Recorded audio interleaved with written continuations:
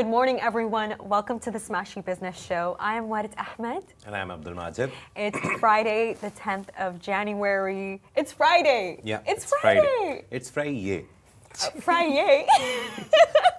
I've never heard that one, but you can clearly feel the excitement here. Ooh, the weekend is coming up. Yes, but not just the finally. weekend. The 1 billion summit is coming up. Yeah, that's also coming up. There's a lot of events. The Abu Dhabi Sustainability Week is ongoing. But the 1 billion summit Yeah, 1 billion summit that will one's be big. crazy. There's going to be so many creators there.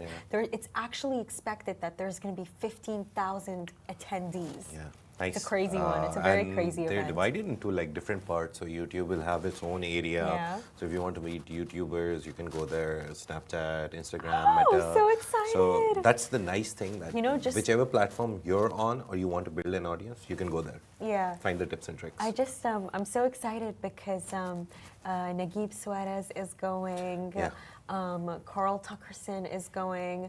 So many creators, so many. It's absolutely insane. But how are you doing, Majid? I'm good. How are you? Oh my God! After the experience, how are you? Majid, guys, I went to Coldplay. It was crazy. Majid, it was absolutely insane. So insane that it honestly resurrected my will to live. Nice. No, really, I mean it. Like, oh my God, like I want to achieve my dreams. I want to keep going. Like, I want to keep it pushing. That's how good that concert was. It was absolutely amazing. So worth the money. My ticket was actually 480 dirhams. Oh.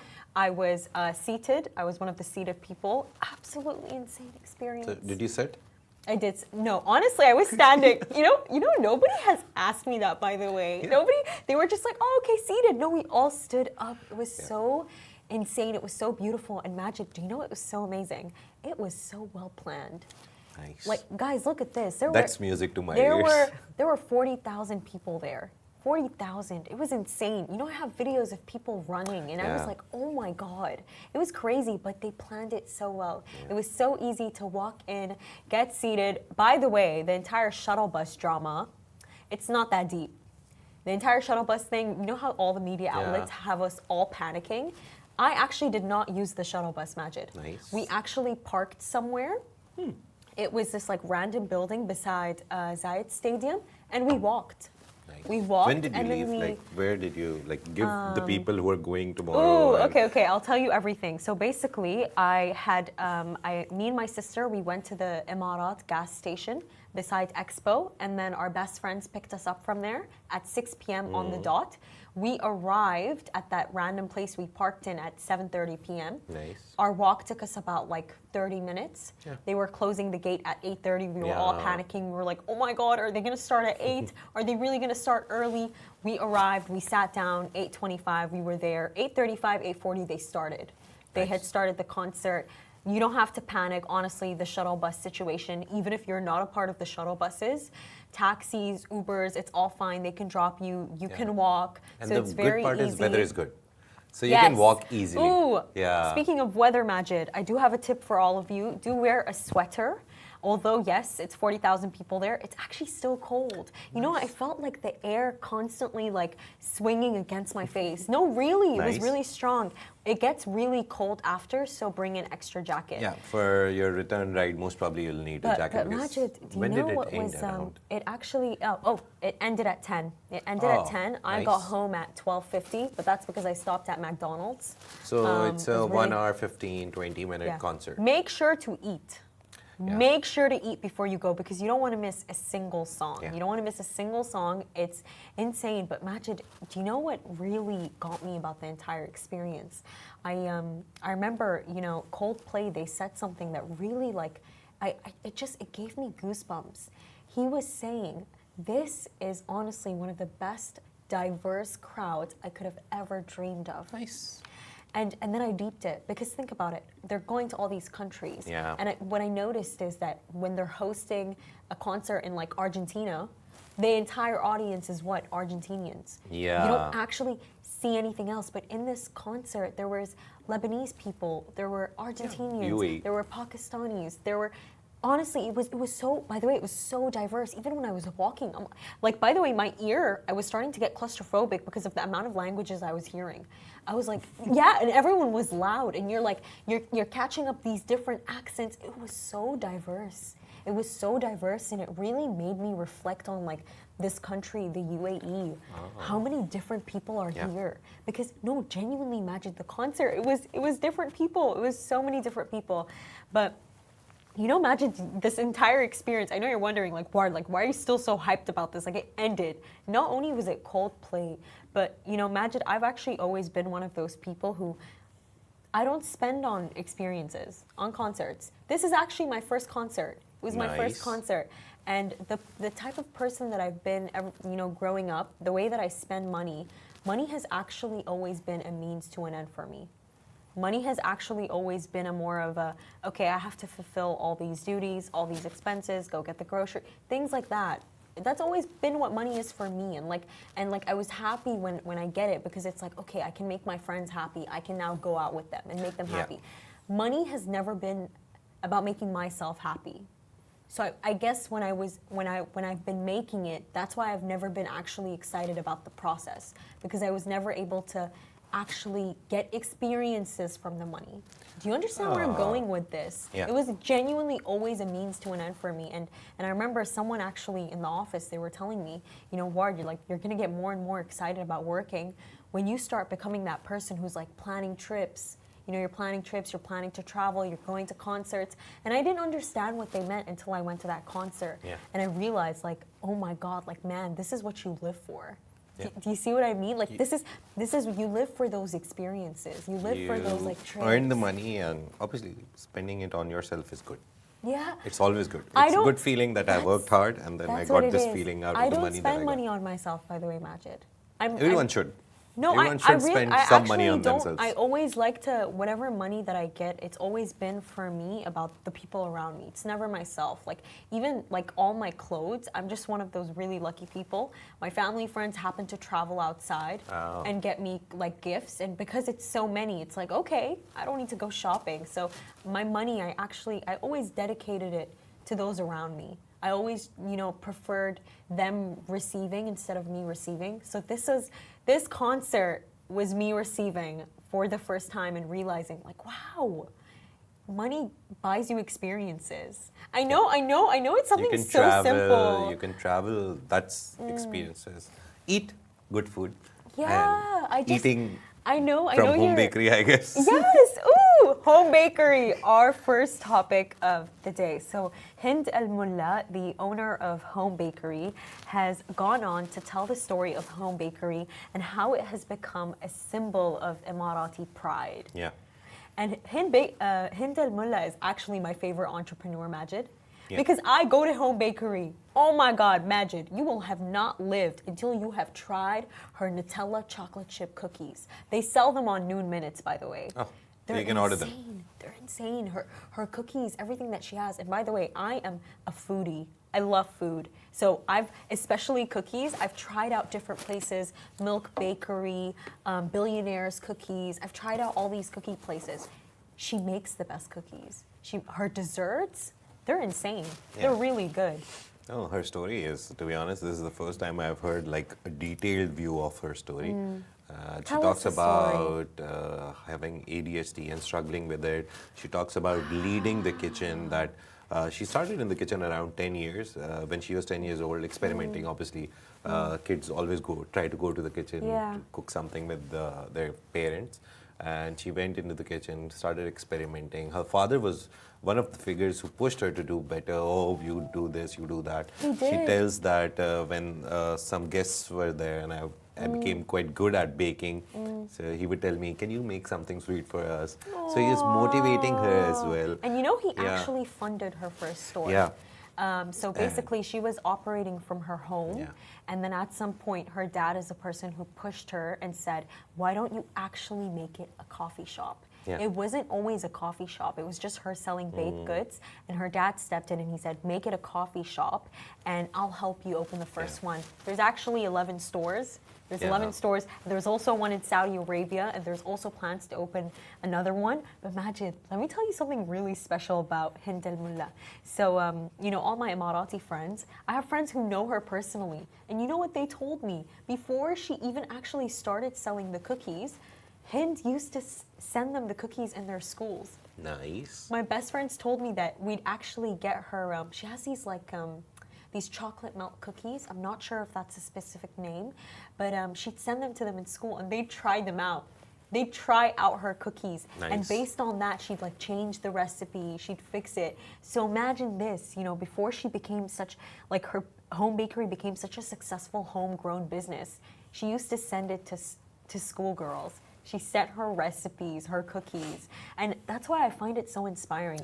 And there's a lot of things in the story that are like I found them really interesting, and there's a lot of lessons. The main ones that I can remember is she got married, she had kids, and she talks about it in the interview that I had kids and the creative juices like stopped flowing. But there came a point when my kids were like self-sufficient, they grew up, and I went back into the kitchen and I realized that I need to do it again. This is like something that I love to do. Majid, who was the interview with? Enterprise. Enterprise is a news website and they have newsletters. So Enterprise UAE interviewed her. They interviewed her for the My Morning Routine interview. They have this interview which goes out every week. So I found it. I usually read it, but it's not usually people who you know. There are people who you don't know. But this time, Hind's interview, and it's very detailed one. That's the good part about it. So yeah, she went back, she started baking again, and at that point she realized it could be turned into a business. So it's never too late to start. That's one lesson from the story. And she says that the first time we opened a physical store, eventually I had to put staff in the store because it was impossible for me alone to bake everything. And customers' orders started coming regularly. And after Ramadan, she was like, after Ramadan, the very first year she started, after Ramadan, she got a few orders. But the next Ramadan, she was like, I was full. Every day I received 15, 20 orders. And people wanted quick And by the way, turnaround. you know, Majid, what the reason why I'm so passionate about home bakery and what they've done is that it's one of the first actual cafes in the UAE to become so big. Now we know cafe culture in the UAE. There's so many cafes. There's bakery. There's Not. There's Trio. There's such a buzz around it. But home bakery, I've noticed, is the only one that the buzz around it is stable. It's stable because what I've noticed is that a new cafe concept will come out like concrete. Everyone will go and then everyone will stop going. People still go to home bakery. And I remember I was even once telling my friend, I was like, oh, like it would be such a cool idea to actually, you know, open a cafe in the UAE. And you know what she told me, Majid? She's a consultant. She said, by the way, cafes is not a money-making business. And then I immediately responded with, but home bakery does so well. And then she told me, but no, home bakery is different. And you know, Majid, all the weddings that I go to here, there's always a mini home bakery kiosk. Nice. Even and you know what she actually did? So basically, in University of Birmingham, Dubai, whenever they do their international days and national days, they bring home bakery, and Hind actually always discounts it for us because we're all students. So it's so lovely that I see her everywhere. I see her brand everywhere. No, really, I love home bakery. It's absolutely amazing. The good thing is that she got support from Sheikh Mohammed, the Dubai ruler, His Highness. Also, she's like, when we started the physical store, everyone was coming and they were looking at the kitchen and they were like, why are locals working in the kitchen? Because it was an unheard idea that locals also go stand in the kitchen, work in the kitchen. So she's like, the word got out, and eventually the Dubai ruler, he was like, I have to see this. And he came, and she tells that he came, he saw everything. We gave him a whole tour, and he patted my brother on the back and said, this is what we want our people to do, to make brands, to like work hard, make the name of the country great, make the name of the emirate great. So getting a pat from the Dubai ruler, and then he also brought the UAE president and the whole cabinet to get the experience. So this is like a true homegrown story where the word got out and then people came in, and then the highest echelons of power, like the highest people who you can imagine. Have you gone? No, I haven't. Majid, come on. I was You right have to in go. front of it. I remember I went to Ras Al Khaimah and I was standing right in front of it, and my wife was like, "Okay, let's go." But there was like at least 1,000 people standing inside. Outside, there was such a big line, It's so and good. a very weird observation. All of them were Emiratis. Yeah, Yes. so They supporting support their their own. people. Yeah, so I was like one odd person out standing, trying to get in, and I was like, it'll take me 3 hours. I know how you feel. That Yeah. nervous. I actually get that nervous feeling too when I go to all these homegrown brands. I always tell my Emirati best friend, I'm like, I don't know why I get nervous, because I feel like I'm entering into a cultural meeting that I'm not a part of. And then she told me, like, don't think of it that much. And by the way, on that point that you mentioned, that you saying that it really interested you how it was all Emiratis there. Emiratis support their people. That is the most beautiful thing about their culture. By the way, Majid, I've gone to so many Emirati weddings. I love Emirati weddings. If you've been to one, you know how good they are. They're the most well-planned weddings I've ever gone to in my life, by the way. I'm telling you this, Majid. Like, the weddings that I've experienced, and guess whose kiosk I always see there? Home Bakery. Her cookies are there, by the way. Her cookies are always there. And you know why? It's because they support each other.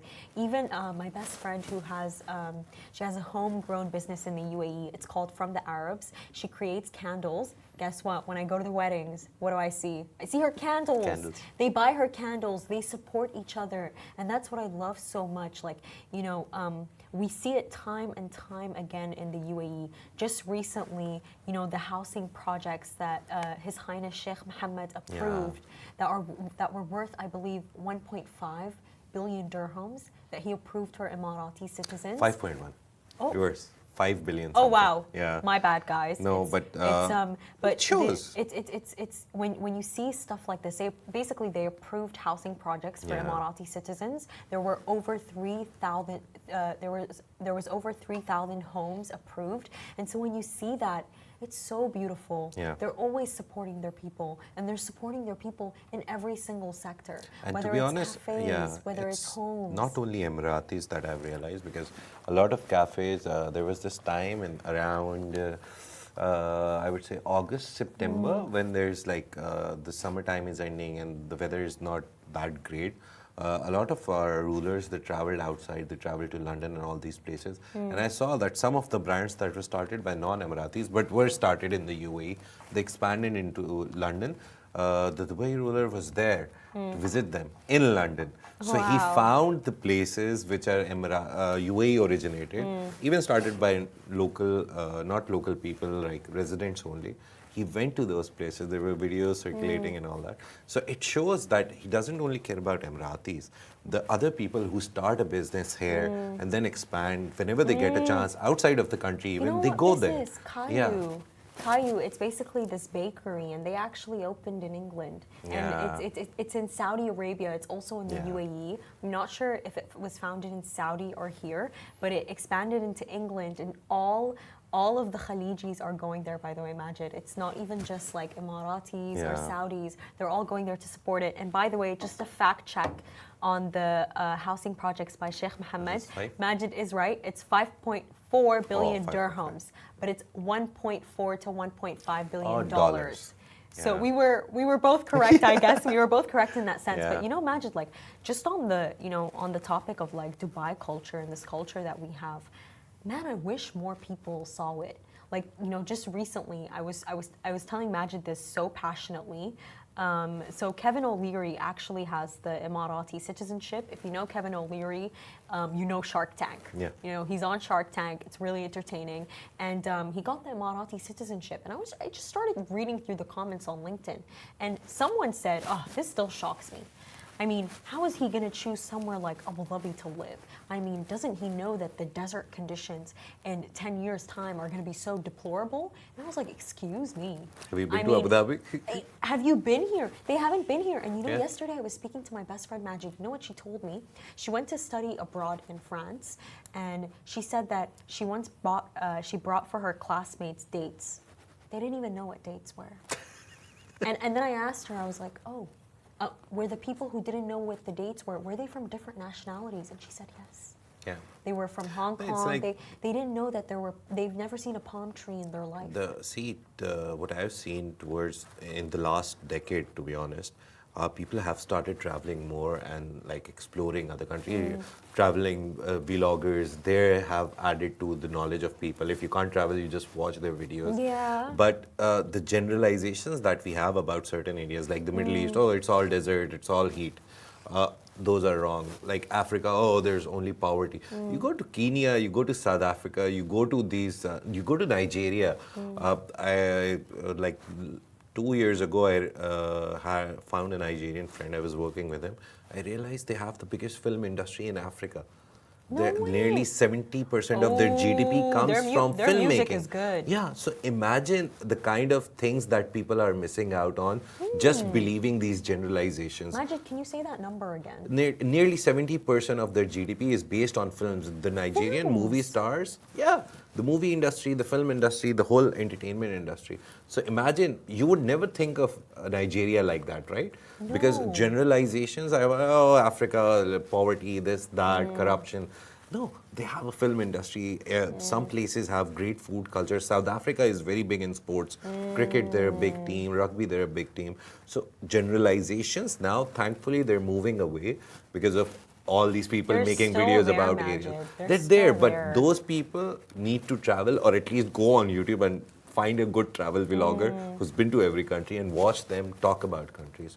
Because these generalizations are too old now. But you know if what you I- still believe in them, I don't know which rock you're living under. You know what's really funny about all this is that, you know, Majid, just before I came into the podcast room, I was speaking with Sheen. You know Sheen, the podcaster? Yeah. She's an amazing podcast. You told me about her, actually. I watch her podcast, and she has lovely interviews with people like Amy, Layla. She just does such a great job. And you know what she was telling me? I remember she asked me, she was like, are you raised here? And I was like, yes. I was like, is it obvious that I'm a Dubai kid? And she told me, yes, it is, because of how you appreciate the country. And I was like, damn, like that's a good point. Because it's like, because I grew up here and now you're here, Majid, and you're seeing it, I feel like to truly witness the beauty of the UAE You have and to, this come place, here. you have to actually come here. I feel like you have to see it for yourself. Yeah. You have to grow up here. You have to spend some time here, and you'll really see what it's all Yeah. about.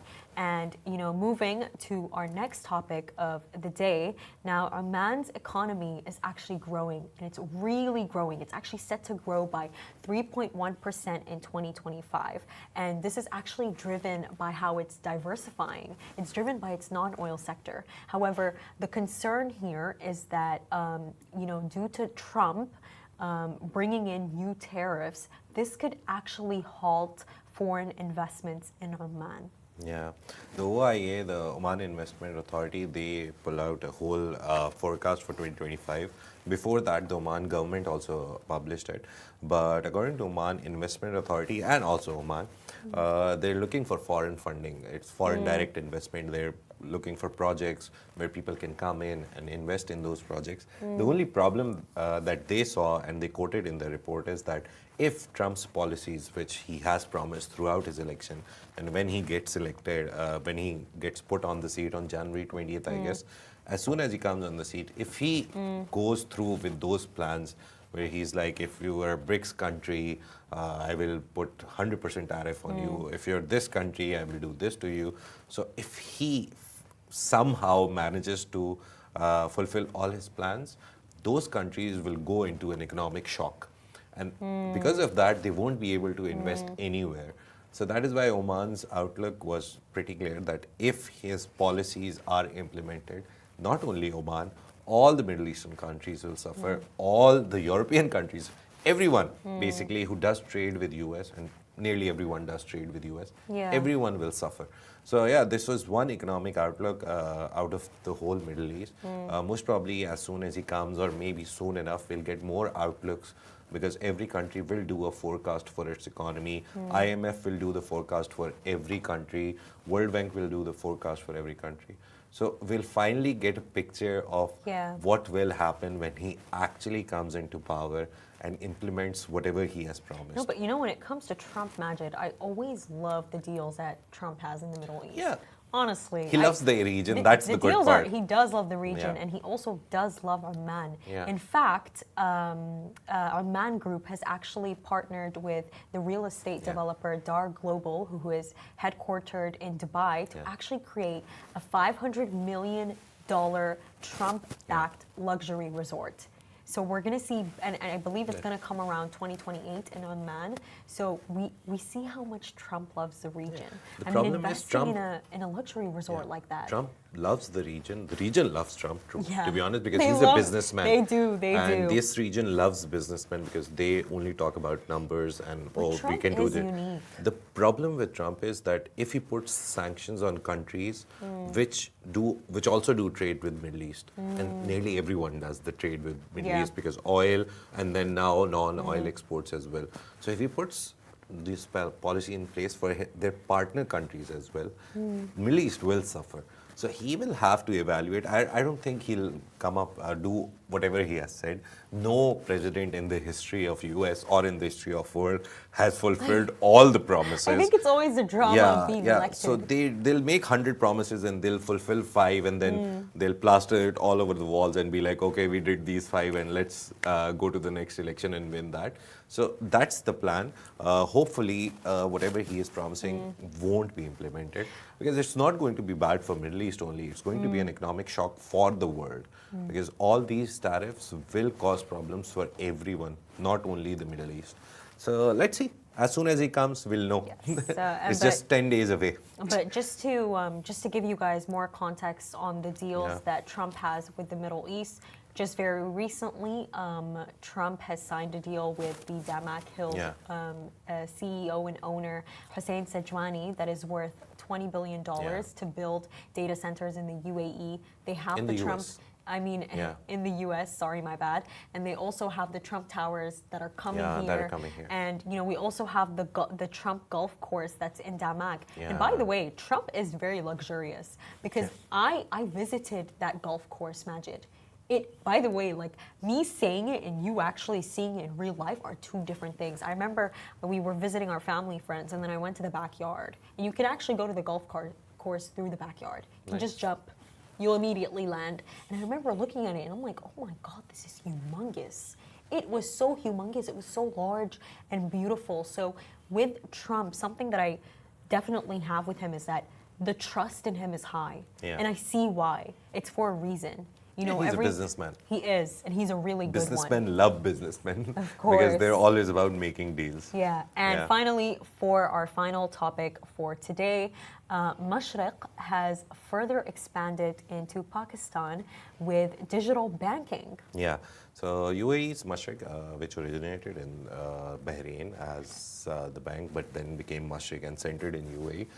They're the first bank to receive a restricted license for digital retail banking in Pakistan. So they're the first throughout the world to get a license in Pakistan for this digital retail banking. The plan is to have branchless banking, only digital assets, no physical branches, but the limited license restricts them.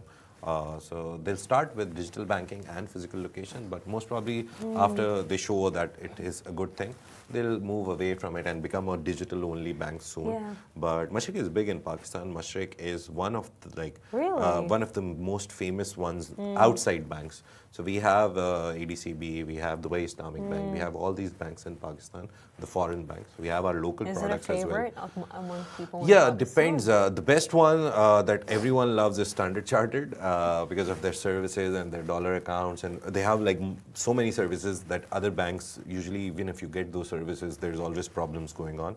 But local banks, HBL, Habib Bank Limited, MCB, Muslim Commercial Bank, all these banks are very good in local like exchanges and local money transfers and local services. But whenever these foreign banks come, they bring with them the expertise, international expertise. And I think Yeah. even with Mashreq especially, as Majid said, they bring in with them this expertise. It's not any expertise because Mashreq was founded in 1967. It's one of the oldest banks in the UAE. It's the first private bank in the Middle East. First and the biggest private bank in the Middle East. It was now, others have become bigger, but it was the first private early owned bank in the Middle East. So it's big. So yeah. And I know that this is probably really lovely for Pakistani citizens in the UAE. Thankfully, Pakistani citizens in the UAE and Pakistani citizens as well, they'll be happy that some bank is finally doing something good. Yes. Yeah. And with that being said, thank you so much for watching, everyone. It's Friday. Enjoy your weekends. We hope you enjoyed today's show. This is Smashi Business Show, a Smashi Business production under the Augustus Media Podcast Network. You can find our newsletter on Smashi TV. And please don't forget to follow us on all our socials. And we also have Smashi Sports, Smashi Entertainment, Smashi Style, Smashi Green. Every possible Smashi that you can think of. Smashi Sports is happening after this show. So yes, yeah, you can tune in make for sure Smashi to tune Sports. in for it. Have a lovely day.